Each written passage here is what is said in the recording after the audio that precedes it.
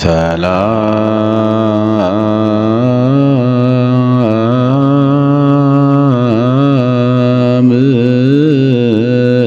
ለክ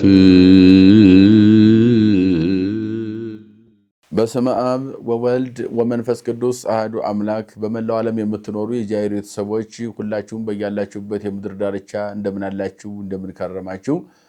እንግዲህ የተለመደውን ተከታታይ የብሉይ ኪዳን ትምህርታችንን ኦሪት ዘጸአት እንቀጥላለን።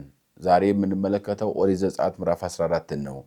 ምዕራፍ 14 ደግሞ ምን ይላል? ታሪኩ በውስጥ ምን ታሪክ አለው? እንዴት እንረዳዋለን? እናስረዳዋለን? እንማረዋለን? እናስተምረዋለን? እናጠናዋለን? እናስጠናለን? እስቲ እንመልከተው።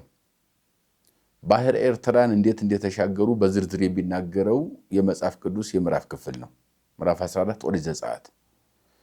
ወይቤሎ እግዚአብሔር ለሙሴ በሎሙ ለደቂቀ እስራኤል ወይግቡ ወይሂድሩ አንጻረ ጳውሎስ ማእከለ መግዶሎ ወማእከለ ባሕር ወማእከለ ብልፎን ቅድሜሆሙ ሀደሩ ሀበ ባሕር። እስራኤላውያን ከግብፅ ባርነት ነፃ ካወጡ በኋላ ቅዳሜ ማታ ወጡ ይላሉ ሊቃውንት አባቶቻችን የብሉይ ኪዳን መተርጉማን። ቅዳሜ ማታ ወጡ። ቅዳሜ ማታ ከመጡ በኋላ ከግብፅ ባርነት ነፃ ወጥተው ስለ ፋሲካ ታሪክ ሁሉ ነገር ከተነገራቸው በኋላ በደመና እየመራ ባሕረ ኤርትራ ጽንፈ ኤርትራ አድርሷቸዋል። በጽንፈ ኤርትራ ቁመው ሲመለከቱ ዋገቶሙ በባሕረ ኤርትራ ላይ በባህር ተከበው እዚያ ተቀምጠው ነበረ። ከዚያ ተቀምጠው ባህሩን ምን እናድርግ እንዴት እንሻገር እያሉ ያወጡ ያወርዱ ነበረ። ወደዚያ ሂደው ወይሂድሩ አንጻረ ጳውሎስ ማለት ብርሃን ማለት ነው። የብርሃን ተራራ በብርሃን ተራራ እንዲያድሩ አደረጋቸው።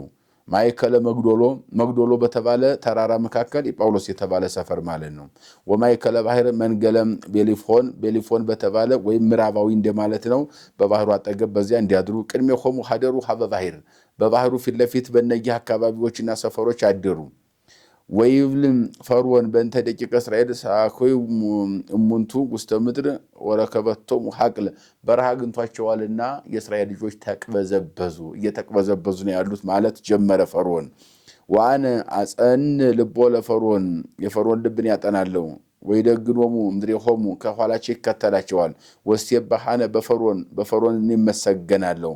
ወበኩሉ ሐራሁ ወይምህሩ ኩሉም ግብፅ ከመአነ ውእቱ እግዚአብሔር ወገብሩ ከማሁ በፈርዖን ይመሰገናለሁ።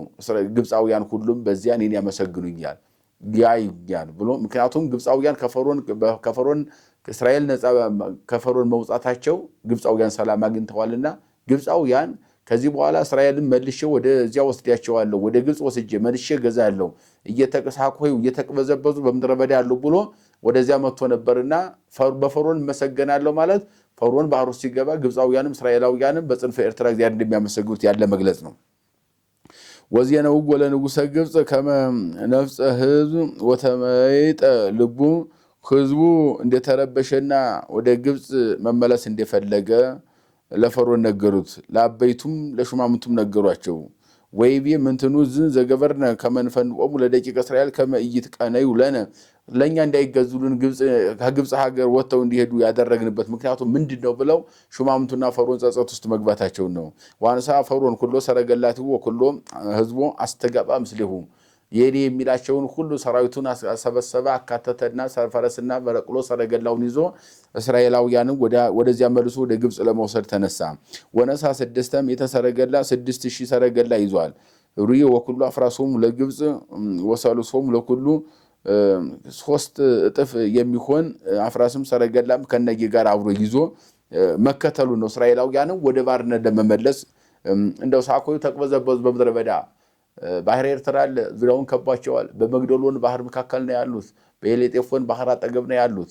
እንደገና ደግሞ አንጻረ ጳውሎስ የብርሃን ማህደር የሆነ ተራራ በዚያ መካከል እየተቅበዘበዙ ነው። ማንጣት አለብኝ ብሎ እሱ ተነስቶ ወደ ገኖሙ ግብፅ እምድሬሆሙ ግብፅ መከተላቸውን ወረከብጎም በሀበተ ታየኑ መንገለ ባሕር ወኩሉ ፈረስ ወኩሉ ሰረገላ ፈርዖን ሐራሁ አንጻረ ጳውሎስ መንገለ ብዕል በእነኛ አካባቢዎች አጠገብ እነሱ ተቀምጠው በዚያ ተሰብስበው ባሉበት ታየኑ መንገለ ባሕር በባህር ፊት ለፊት ተሰብስበው ባለበት ሰዓት ፈርዖን ሰራዊቱን ጦሩን አስቀጥሎ መንጣቱ ወተንሳ ፈርዖን ወነጸረ ደቂቀ እስራኤል ወሪወሙ ወይግዕዙ ግብፅ ድሬሆሙ ወፈሩ ጥቀም ዋውየው ደቂቀ እስራኤል ሀበ እግዚአብሔር ያን ጊዜ ፈርዖን እስራኤልን አያቸው፣ እስራኤልን ፈርዖን አዩት። ያ ግብጾችም እነሱን ይዘን እንመለሳለን ብለው ፊት ለፊት አይተዋቸው በሚነጋገሩበት ጊዜ የእስራኤል ልጆች ፈርዖንና ሰራዊቱን ባዩ ጊዜ ጮሁ፣ ወደ እግዚአብሔር አለቀሱ፣ ጮሁም። ወይቤልዎ ለሙሴ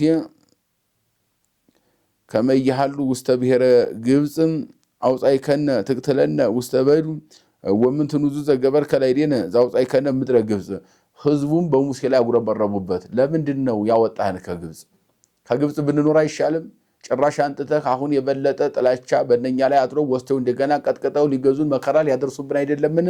ብለው በሙሴ ላይ ጥያቄን ማቅረባቸውንና በሙሴ ላይ ማጉረምረማቸውን አኮሁ ዝውቱ ቃልን ዘንቤለከ የተናገርንህ ቃልህ እኮ ይህ አይደለም። በብሔረ ግብፅ የተነጋገርንህ አይደለም። ህድገነ ንጥቀነ ለግብፅ ከመ ይሄይሰነ ተቀንዮተ ለግብፅ እመዊት በበዱ በምድረ በዳ ከመሞት ይልቅ በግብፅ መገዛት ይሻለናል ተወን ብለው በሙሴ ላይ ማጉረምረማቸውን ነው።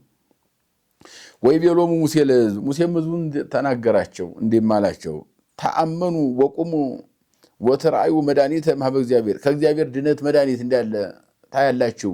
አምናችሁ ቁሙ፣ አይዟችሁ፣ በርቱ፣ እግዚአብሔር አያሳፍርም ብሎ ሕዝቡን ሙሴ ማጽናናቱን እንተ ይገብር ለነ ዮም ዛሬ የሚያደርግልን ታያላችሁ። እስመ ከመ ትሬዎሙ ዮም ለግብፅ ዳግመ ይትሬዎሙ እንከ ጉንዱየ ለዓለም ዳግመኛ እንዲሁ ዘግይታችሁ እንኳን ለዘላለም አታዩአቸውም ግብፃውያን አሁን እንደምታዩአቸው እግዚአብሔር በእኛ ድንቅ ስራ ያደርጋል፣ ተረጋጉ አላቸው። ወእግዚአብሔር ይጸብእ ለክሙ ወአንትሙሰ አርምሙ እናንተ ዝም በሉ፣ ስለ እናንተ እግዚአብሔር ይጣላል ይዋጋል። ወይቤሎ እግዚአብሔር ለሙሴ ለምን ትጸርህ ሀቤ ወደ እኔ ለምን ትጮኻለህ አለው እግዚአብሔር ሙሴን።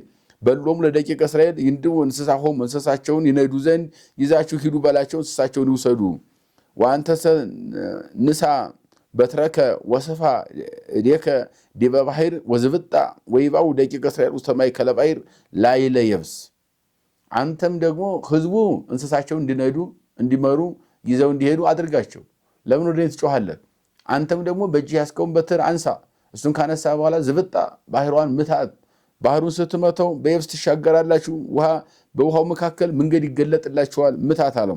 ወናሁ አነ አጸን ልቦ ለፈርዖን የፈርዖን ልብን አሁንም አጸናለሁ። ወለኩሉ ግብፅ ይበው ግብፅ ሁሉ ወደ ባህሩ ይገባሉ።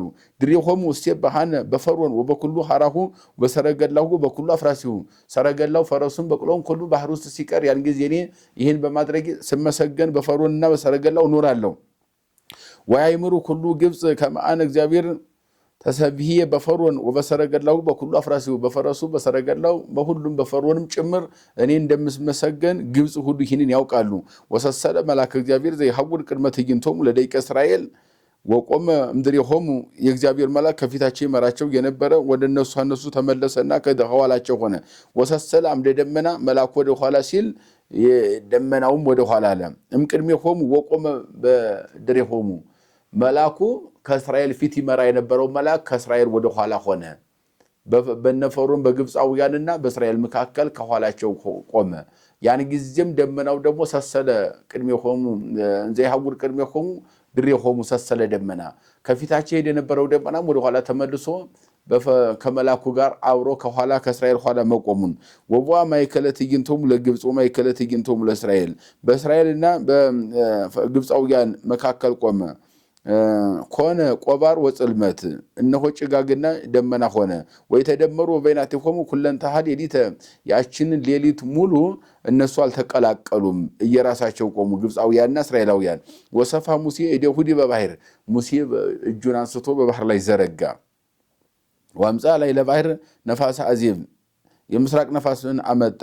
ላዕለ ባሕር ጸና ኩሉ ሌሊተ ወገብራ ለባሕር የብሰ ወሰጠጣ ለማይ ውሃውን ከሁለት ሰነጠቀውና እንደ ግድግዳ ቆመው። ወበው ደቂቀ እስራኤል ማእከለ ባሕር ላዕለ የብስ ወማይሰኮነ አረፍተ በየማኖሙ አረፍተ በጸጋቦሙ በግራና በቀኝ ውሃ ውስጥ እንደ ግድግዳ ቆመላቸው። እስራኤልን በየብስ ገቡ። ወደ ገንጎሙ ግብፅ ወበው ድሬሆሙ ፈርዖንም እስከ ሰራዊቱ እስከ ሰረገላው ተከተለና እስራኤላውያንን ተከትሎ ወደ ባህር ውስጥ መግባቱን ወደ ባህር ውስጥ ሲገባ እንደገና መልሰ በበትርህ ምታት ሲለው ግብፃውያን እስራኤላውያን ከወጡ በኋላ ግብፃውያን ከገቡ በኋላ ባህሩ ሲመታው ባህሩም የላይኛውም የታችኛውም እንደ ግድግዳ የቆመው ተገናኝቶ ፈርዖን ሰረገላውን አበይቱን ሹማምቱን በአጠቃላይ በባህር ውስጥ መስጠማቸውን ይህን በዝርዝር ይነግረናል። ዋዳኖ እግዚአብሔር ለደቂቀ እስራኤል በይት ሌሊት በዚያ ሌሊት እንደዚህ አድርጎ ህዝቡን እግዚአብሔር ከግብፅ ነፃ አውጥቶ አዳናቸው ታደጋቸው።